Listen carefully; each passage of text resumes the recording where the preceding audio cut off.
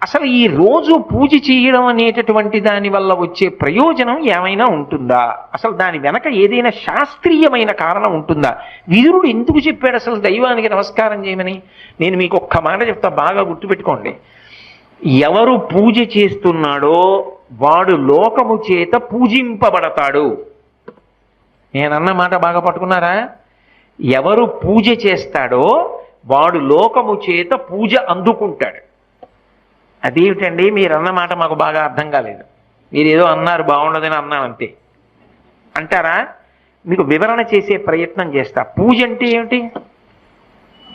పొద్దున్నే దేవుడి దగ్గరికి వెళ్ళో దీపం పెడుతున్నా, ఎందుకు? ఎవరు భగవంతుడు?